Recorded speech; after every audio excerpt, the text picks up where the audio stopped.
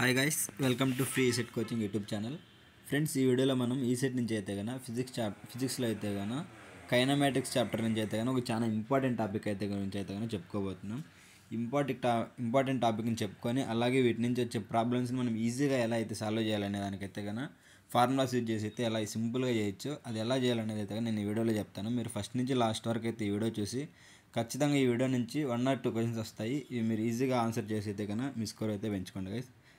First మన ఈరోజు చెప్పుకోబోయే టాపిక్ వచ్చి motion of a body projected from the top of A tower. ఈ టాపిక్ గురించి అయితే చెప్పుకోబోతున్నాం. ఈ టాపిక్ చెప్పుకోబోయే ముందుగా మనం ప్రీవియస్గా అయితే కన్నా ఒక ప్రాబ్లం అయితే కానీ మీకు టాస్క్ ఇచ్చాను. మీరు అది చేయకపోతే ఇప్పుడు ఎలా చేయాలో సింపుల్గా అయితే చూసి నేర్చుకోండి ఫ్రెండ్స్.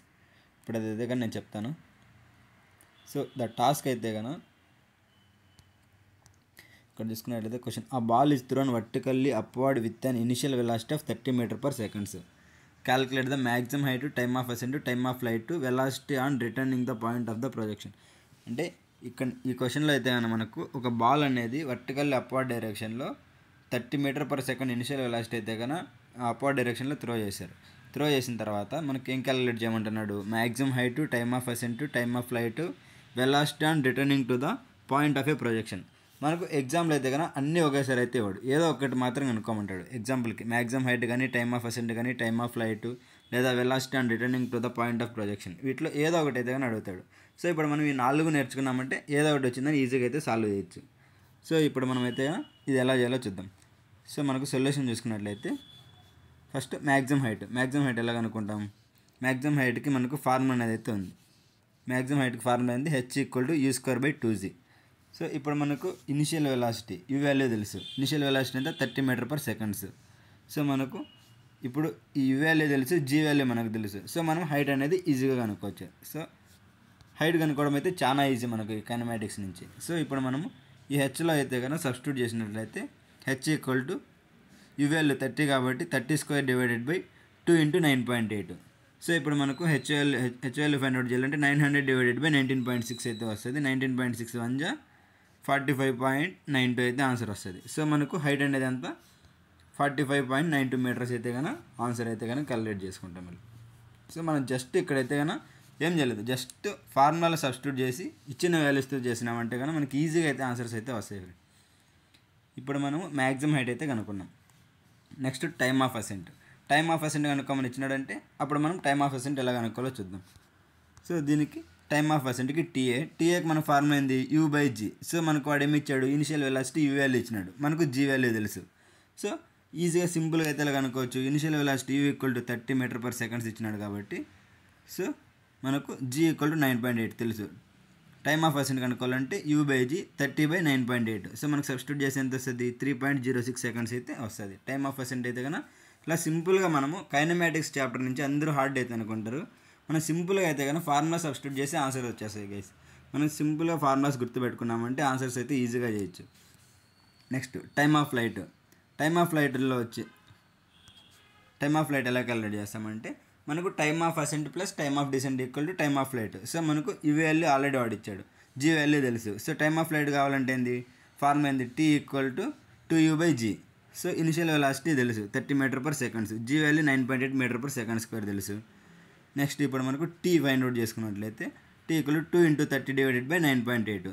సో మనకు 60/ 9.8 వస్తుంది. మనం క్యాలిక్యులేట్ చేసినట్లయితే 6.12 సెకండ్స్ అయితే కనుక టైమ్ ఆఫ్ ఫ్లైట్ అయితే కనుక వస్తుంది. సో మనం ఇలా అయితే కనుక time of flight formula substitute చేసి ఆన్సర్ అయితే ఈజీగా ఫైండ్ అవుట్ చేసుకోవచ్చు.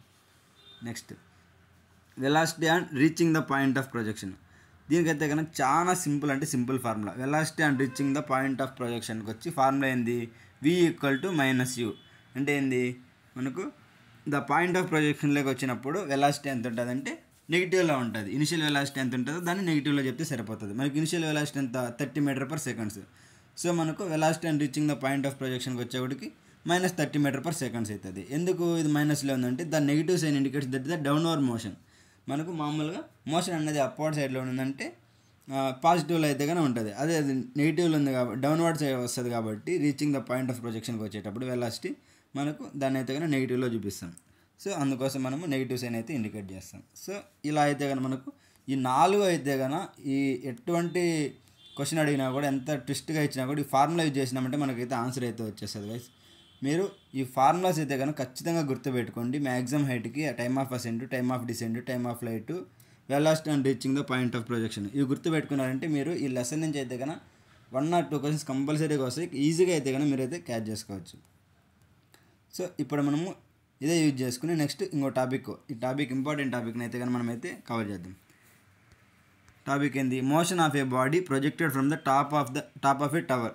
ఇప్పుడు మనకు మోషన్ ఆఫ్ ఏ బాడీ, ఒక బాడీ యొక్క మోషన్ అనుకుందాం. అది ఎలా ఉన్నప్పుడు, ఒక టాప్ ఆఫ్ ఏ టవర్లో ప్రొజెక్ట్ చేసినప్పుడు ఆ మోషన్ ఆఫ్ ఏ బాడీ ఎలా ఉంటుందో కనుక్కుందాం. ఇక్కడ చూసుకున్నట్లయితే when a body is projected from the top of a tower, it follows the curved trajectory due to the influence of gravity. The motion can be analyzed using the equations of motion and it consists of the both horizontal and vertical components. ఒక body అనేది మనకు top of the tower మీద మనకైతే కనుక project చేసినట్లయితే ఇది మనకి ఎలాంటిది ఇస్తుంది? ఒక curved trajectory due to the influence of gravity, ఒక కర్వ్డ్ ఫార్మాట్లో అయితే కనుక మనకు ఇస్తుంది. సో దీన్ని మనము ఎలా క్యాలిక్యులేట్ చేయొచ్చు? మోషన్ అనేది ఎలా అనలైజ్ చేస్తామంటే ఈక్వేషన్స్ ఆఫ్ మోషన్ అనేది అయితే యూజ్ చేసుకుని అయితే చేస్తాం. దీంట్లో మనకు 2 కాంపోనెంట్స్ వస్తాయి. ఏంటంటే హారిజాంటల్గా వస్తాయి ప్లస్ వర్టికల్గా వస్తాయి. సో ఇలా మనకు 2 అయితే కనుక రావడం జరుగుతుంది. సో దీన్ని యూజ్ చేసి అయితే కనుక మనమైతే కనుక ఈ motion of a body projected from the top of the టవర్కి అయితే కనుక కనుక్కోవచ్చు. సో ఇప్పుడు మనకు దాన్ని ముందుగా తెలుసుకునే ముందుగా కాంపోనెంట్స్ ఏమేమి ఉన్నాయి చూసుకుందాం ఈ మోషన్లో. First components of motion, horizontal motion, vertical motion కదా. సో హారిజాంటల్ మోషన్లోకి వచ్చినప్పుడు ఎలా ఉంటుందంటే the body moves with the constant horizontal velocity. Horizontal అంటే ఇలా వస్తుంది, ఎక్స్ డైరెక్షన్. సో ఇప్పుడు మన దానికి ఫార్ములా ఏంది? The body moves with the constant horizontal velocity అంటే x, u of x equal to you cos theta. Cos theta అనేది ఎందుకు మీకు షార్ట్ కట్ అయితే చెప్తాను చూడండి. హారిజాంటల్ మోషన్ అనేది ఎలా వెళ్తుంది? ఎక్స్ డైరెక్షన్ కదా. సో అది వర్టికల్ అనేది ఏంది? Y direction. ఇప్పుడు మనకు sin 90 తీసుకుంటే ఎంత వస్తుంది? sin 90 1 వస్తుంది. సో ఇది sin డేటా 1 వచ్చేటప్పుడు పెట్టినామంటే మల్టిప్లై అయినామంటే అది ఎనీథింగ్ విల్ బి 1 వస్తుంది. అది 0తో మల్టిప్లై అయినామంటే ఎనీథింగ్ విల్ బి 0 అయిపోతుంది. కాబట్టి సైన్ అనేది ఎప్పుడు వర్టికల్ సైడ్ ఉంటుంది అని గుర్తుపెట్టుకోండి దీనికి. నెక్స్ట్ అదే కాస్ తీసుకున్నామంటే కాస్ వాల్యూ కాస్ 0 వచ్చి 1 కదా, కాస్ 0. సో మనము కాస్ అనేది ఇటు సైడ్ కాస్త మల్టిప్లై చేసినామంటే ఎక్స్ డైరెక్షన్లో మనకు 1 అయితే వస్తుంది. సో ఎనీథింగ్ విల్ బి 1 చేసినప్పుడు మనకు వాల్యూ అదే వస్తుంది. కాబట్టి మనకు ఎక్స్ డైరెక్షన్లో కాస్ వాడతాము, వై డైరెక్షన్లో సైన్ వాడతామని గుర్తుపెట్టుకోండి. సో ఇప్పుడు మనము ఇక్కడ తీసుకున్నట్లయితే మనకి ఏమి ఇచ్చాడు? హారిజాంటల్ వెలాసిటీ అంటే హారిజాంటల్ అంటే ఏంది? ఇట్లా ఎక్స్ డైరెక్షన్. సో మనకు ఏం వాడతాము? U X equal to you cos theta. U cos theta అంటే అది మనకైతే కానీ formula. So since no horizontal force acts on it. ఇప్పుడు మనం ఇక్కడ చూసుకున్నట్లయితే దీంట్లో హారిజాంటల్ ఫోర్స్ అనేది ఏమైనా అయితే యాక్ట్ చేస్తుందా? ఏం యాక్ట్ చేయట్లేదు, జస్ట్ సింపుల్గా అయితే వెళ్తుంది. సో ఫోర్స్ అయితే అవసరం లేదు. అదే మనము వర్టికల్ మోషన్లో చూద్దాం. The body accelerates downwards under the gravity g equal to 9.8 m/s² with the initial vertical velocity. దానికి వర్టికల్ వెలాసిటీ ఎలా వస్తుంది? వర్టికల్ అంటే ఇలా స్ట్రైట్. సో ఇప్పుడు మనకు దీనికి చూసుకున్నట్లయితే UI equal to you sine theta అయితే కన్నా మనకైతే కానీ రావడం జరుగుతుంది. ముందే చెప్పాను, వర్టికల్ అంటే సైన్ టీటా, హారిజాంటల్ అంటే కాస్ టీటా. ఇవైతే కనుక మనం వాడినట్టయితే వర్టికల్ మోషన్, హారిజాంటల్ మోషన్ అయితే కనుక్కోవచ్చు. Next the combination of these 2 motions forms a parabolic path. ఇప్పుడు మనకు ఈ 2 మోషన్స్ అనేటివి ఫామ్ అయినట్లయితే మనకేమొస్తుంది? పారాబోలిక్ పాత్ అయితే వస్తుంది. ఇది ఎలా వస్తుంది, ఇది ఎలా వస్తుంది. సో మనకి ఎలా వస్తుంది? ఇలా అయితే కనుక రావడం జరుగుతుంది. సో ఇది మనకు పారాబోలిక్ ఫామ్ అయితే వస్తుంది. Next equations of motion. ఈ మోషన్కి వచ్చి ఈక్వేషన్స్ చూద్దాం. ఏమున్నాయి? హారిజాంటల్ డిస్టెన్స్లో ఎక్స్లో వచ్చినప్పుడు X equal to you cos theta. అదే వర్టికల్ డిస్టెన్స్లో వై వచ్చినట్లయితే Y equal to H plus you sine theta minus half GT². ఇవైతే కానీ మనము ఫార్ములాస్ అయితే గుర్తుపెట్టుకోవాలి, ఎందుకంటే ఫ్యూచర్లో ప్రాబ్లమ్స్ అయితే సాల్వ్ చేసి పనికొస్తాయి. నెక్స్ట్ ఇక్కడ మనకు ఈ ఎక్స్ వాల్యూ, ఈ వై వాల్యూ తెలుసు కదా. సో ఇప్పుడు మనం హెచ్ అనేది ఏంది? దీంట్లో ఈ వర్టికల్ డిస్టెన్స్లో చూసుకున్నట్లయితే హైట్ ఆఫ్ ద టవర్, ఈ టవర్ యొక్క హైట్. సో దాన్ని వచ్చి హెచ్ అంటాం. నెక్స్ట్ టీ ఏంది? Time of flight. మనకు టైమ్ ఆఫ్ ఫ్లైట్ అంటే ఏంది? Time of ascent plus time of descent. So ఈ రెండు కలిపితే మనకు టీ అయితే వస్తుంది. సో ఇప్పుడు మనకు హారిజాంటల్ డిస్టెన్స్ ఎక్స్ వాల్యూ తెలుసు, వర్టికల్ డిస్టెన్స్ వై వాల్యూ తెలుసు. ఇవి ఎలా క్యాలిక్యులేట్ చేస్తామంటే ఎక్స్ వాల్యూ కనుక్కోవాలంటే x equal to you cos theta చేస్తే వస్తుంది, y equal to H plus you sine theta minus half GT square చేసి అయితే కనుక మనకు ఎక్స్ వాల్యూ వై వాల్యూలు అయితే ఫైండ్ అవుట్ చేసుకోవచ్చు. నెక్స్ట్ ఇప్పుడు మనం తీసుకున్నట్లయితే టైమ్ ఆఫ్ ఫ్లైట్కి ఫార్ములా ఉంది మనకు. టైమ్ ఆఫ్ ఫ్లైట్ కనుక్కోవాలంటే ఏంది, the time it takes for the body to reach ground can be calculated using the vertical motion equation. ఇప్పుడు మనకు టైమ్ ఆఫ్ ఫ్లైట్ అనేది ఎలా క్యాలిక్యులేట్ చేస్తామంటే ఒక ఆబ్జెక్ట్ అనేది గాల్లో ఎంతసేపు ఉంది అని చెప్పేదాన్నే మనము టైమ్ ఆఫ్ ఫ్లైట్ అనేది అంటాం. సో అంటే ఏమొస్తుంది, time of ascent plus time of descent. అదే ఎగ్జాంపుల్కి ఒక టవర్ అనుకోండి, ఈ టవర్కి ఒక ఆబ్జెక్ట్ త్రో చేసినప్పుడు టైమ్ ఆఫ్ అసెంట్ జరుగుతుంది పైకి వెళ్ళినప్పుడు, అదే డౌన్కి వచ్చినప్పుడు టైమ్ ఆఫ్ డిసెంట్ జరుగుతుంది. సో ఈ టోటల్ టైంని అది మళ్ళీ గ్రౌండ్కి వచ్చేదానికి బట్టి టైంని ఏమంటాం మనం, టోటల్ టైమ్ ఆఫ్ అసెంట్ అంటాం. అంటే time of ascent plus time of descent. So ఈ రెండింటిని కలిపితే మనకు టైమ్ ఆఫ్ ఫ్లైట్ అయితే వస్తుంది. సో దీనికి మనకి ఏం చెప్పాడు, the time it takes for the body to reach the ground can be calculated using the vertical motion equation. So ఇప్పుడు మనకు ఇది ఎలా జరుగుతుంది, వర్టికల్ మోషన్లో జరుగుతుంది కాబట్టి మనం వర్టికల్ మోషన్ ఈక్వేషన్ యూజ్ చేసి అయితే కన్నా చేస్తాం. సో మనకి ఎలా క్యాలిక్యులేట్ చేయొచ్చు అంటే from Y equal to 0 y equal to H plus you sine theta tea minus half GT square. ఇప్పుడు మనకు y వాల్యూ 0 ఎందుకంటే ఇది వర్టికల్ మోషన్లో ఉంది కాబట్టి. So y equal to H plus you sine theta tea minus half g t స్క్వేర్లో substitute చేసినట్లయితే ఏమవుతుంది, ఈ h plus you sine theta t ఈ పక్కకు వచ్చేస్తుంది, అది వచ్చి హాఫ్ జీటీ స్క్వేర్ అయితే ఆ పక్క ఉంటుంది.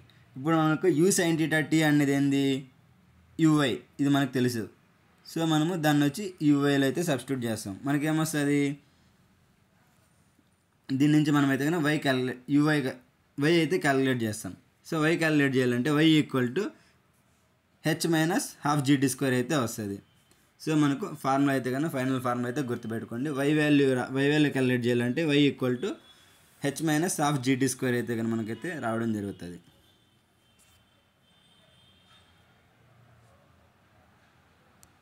Next horizontal range. ఇప్పుడు మనము టైమ్ ఆఫ్ ఫ్లైట్ అయితే క్యాలిక్యులేట్ చేసుకున్నాకైతే ఫార్ములా తెలుసుకున్నాము, y equal to H minus half GT square. Next ఇప్పుడు హారిజాంటల్ రేంజ్ కనుక్కున్నాకైతే కన్నా ఫార్ములా చూద్దాం. హారిజాంటల్ రేంజ్కి the horizontal distance covered by the body before hitting the ground is called the range. అంటే ఏంటంటే ఇప్పుడు మనకు ఒక ఆబ్జెక్ట్ అనేది అది హారిజాంటల్ డిస్టెన్స్ అంటే, హారిజాంటల్ అంటే ఇది ఎక్స్ డైరెక్షన్ గుర్తుపెట్టుకోండి.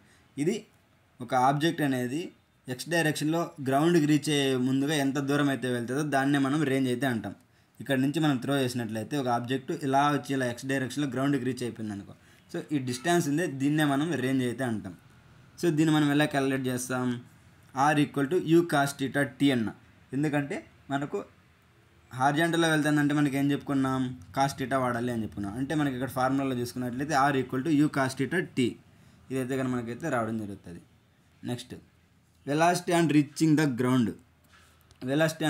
గ్రౌండ్ ఈక్వేషన్ అయితే ఎలా క్యాలిక్యులేట్ చేస్తాం, the resultant velocity just before hitting the ground can be calculated using the horizontal and vertical velocity components and that moment. ఆ మూమెంట్నే మనం ఏమంటామంటే అప్పుడు మనకి ఏం ఫైండ్ అవుట్ చేస్తామంటే velocity and reaching the ground అయితే క్యాలిక్యులేట్ చేస్తాం. ఇది మనకు ఒక resultant velocity before hitting the ground వచ్చినప్పుడు క్యాలిక్యులేట్ చేసేది velocity and reaching the ground calculate చేస్తాం. దీనికోసం మనం అయితే కనుక ఫార్ములాస్ తెలుసు మనకు. ఇక్కడ చూసుకున్నట్లయితే హారిజాంటల్ వెలాసిటీలో v x equal to you cos theta, అదే వర్టికల్ వెలాసిటీ వివై వచ్చేసి u sine theta minus g t. ఇప్పుడు మనకు రిజల్టెంట్ వెలాసిటీ కోసం అయితే కనుక మనకు ఫార్ములా ఏంది, ఇది సబ్స్టిట్యూట్ చేసి v equal to square root of v x square plus v y square. ఇదైతే కనుక మనకు రిజల్టెంట్ వెలాసిటీ అయితే వస్తుంది. అదే మనం యాంగిల్ కనుక్కోవాలనుకో, యాంగిల్ ఆఫ్ ఇంపాక్ట్ ఎంత జరిగింది అనేది, సో మనకు ఆల్ఫా వాల్యూకి ఫార్ములా ఏంది, alpha equal to tan inverse of v y by v x. So ఇది మనకు వై డైరెక్షన్, ఇది వచ్చి ఎక్స్ డైరెక్షన్ కదా. సో దీనికి సింపుల్గా ఆల్ఫాకి ఏంది tan ఇన్వర్స్ ఆఫ్, మామూలుగా మనకు ట్యాన్కి ఏమొస్తుంది, ఇది సైన్ బై కాస్ కదా. సో మనకు వివై బై విఎక్స్ అయితే వస్తుంది. ఇది సింపుల్గా ఇలా అయితే షార్ట్ కట్ అయితే గుర్తుపెట్టుకోండి. సో ఆల్ఫా వాల్యూ అయితే ఇలా యాంగిల్ ఆఫ్ ఇంపాక్ట్ అయితే కనుక్కోవచ్చు. ఇప్పుడు మనము ఈ టాపిక్ అయితే కనుక మీకు అర్థమైంది అనుకుంటున్నాను. ఈ ఈక్వేషన్స్ కూడా ఈజీగా అర్థమైనాయి. సో ఇప్పుడు మనం అయితే దీనికి రియల్ లైఫ్ ఎగ్జాంపుల్స్ అయితే చూద్దాం గైస్. ఇప్పుడు ఎందుకు రియల్ లైఫ్ ఎగ్జాంపుల్స్ చెప్పుకోవాలంటే మనకు ఒక టాపిక్ ఇచ్చేసి ఇది దేని కిందకు వస్తుందని కూడా అడిగే ఛాన్సెస్ అయితే ఉంటాయి. అలాగే మీకు ఒక క్వశ్చన్ ఇచ్చినారనుకో, ఇప్పుడు ఈ రియల్ లైఫ్ ఎగ్జాంపుల్స్ నుంచి కూడా మీరు ఏ టాపిక్ యూజ్ చేయాలనేది అయితే కానీ ఈజీగా అయితే మీకు గుర్తు వస్తుంది. సో అందుకోసమే మనం రియల్ లైఫ్ ఎగ్జాంపుల్స్ కూడా బాగా చెప్పుకుంటున్నాం guys. So real life example of projectiles from A height. ఇప్పుడు మనకు ఒక హైట్ నుంచి ప్రొజెక్ట్ చేసిన దాని గురించి అయితే కానీ మనకు రియల్ లైఫ్ ఎగ్జాంపుల్స్ ఏమొస్తాయంటే, throwing a stone from the hill top. మనకు ఒక హిల్ టాప్ నుంచి అయితే కానీ ఒక స్టోన్ చేసామంటే అప్పుడు మనకి ఎలా ఏమొస్తుంది, a stone is thrown from the hill follows a parabolic path before hitting the ground. ఇప్పుడు మనకు ఎగ్జాంపుల్ తీసుకున్నట్లయితే ఒక హిల్ టాప్, ఇది ఒక హిల్ అనుకుందాం. ఈ టాప్ మీద నుంచి ఒక స్టోన్ అయితే కానీ త్రో చేసినట్లయితే ఇది మనకి ఎలా వస్తుంది, ఇలా అయితే ఫామ్ అవుతుంది, ఇలా అయితే కింద పడుతుంది. సో ఇది మనకి ఎలా వస్తుంది, ఒక పారాబోలిక్ ఫామ్లో అయితే కానీ రావడం అయితే జరుగుతుంది. సో దీన్నే మనం ఇక్కడ ప్రొజెక్టైల్స్ ఫ్రమ్ ఏ హైట్ నుంచి ప్రొజెక్ట్ చేసిన దానికైతే కన్నా మనం అయితే కానీ దీనికి ఎగ్జాంపుల్గా అయితే చెప్పుకోవచ్చు. Next basketball shot from the platform. ఇప్పుడు మనకు shooting a basketball from an elevated position demonstrate the motion under the gravity with the both vertical and horizontal component. ఇప్పుడు మనకు ఒక బాల్ని అయితే కానీ మనం ఎలివేట్ చేసినట్లయితే అది మనకు బోత్ ఏముంటుంది, వర్టికల్ అండ్ హారిజాంటల్ కాంపోనెంట్స్ యొక్క గ్రావిటీని అయితే కన్నా గ్రావిటీ మోషన్ అండర్ గ్రావిటీతో అయితే కానీ వెళ్తుంది. కాబట్టి దీన్ని కూడా మనము దీని కిందకైతే ఎగ్జాంపుల్గా చెప్పుకోవచ్చు. Next water from A fountain on high platform. ఇప్పుడు మనకు ఒక ఫౌంటైన్లో నుంచి వాటర్ అయితే కానీ హై ప్లాట్ఫామ్ నుంచి వస్తున్నాయి అంటే దాన్ని కూడా మనము దీనికైతే ఎగ్జాంపుల్గా చెప్పుకోవచ్చు. The water sprayed from a high fountain falls along the parabolic trajectory. ఇప్పుడు మనకు ఒక ఫౌంటైన్లో నుంచి వాటర్ పడేవి ఎలా పడతాయంటే ఇలా పడతా వస్తాయి. సో దీన్ని కూడా మనము పారాబోలిక్గా అయితే కానీ ఎగ్జాంపుల్గా అయితే చెప్పుకోవచ్చు. సో ఇది మనకు దేని కిందకు వస్తుంది, ఈ ప్రొజెక్టైల్స్ ఫ్రమ్ ఏ హైట్ నుంచి అయితే దానికైతే కానీ ఎగ్జాంపుల్గా అయితే కానీ చెప్పుకోవచ్చు. ఇప్పుడు మనకు దాని మీద ఏమైనా క్వశ్చన్స్ అడిగినా కూడా మనం ఈజీగా ఈ టాపిక్ని అయితే గుర్తు తెచ్చుకొని అయితే కానీ చేయొచ్చు గైస్. ఇప్పుడు మనకు ఈ టాపిక్ అయితే మీకు అర్థమైంది అనుకుంటున్నాను. ఈ ఈక్వేషన్స్ మనం ఎలా సాల్వ్ చేసినామని అయితే అర్థమైంది.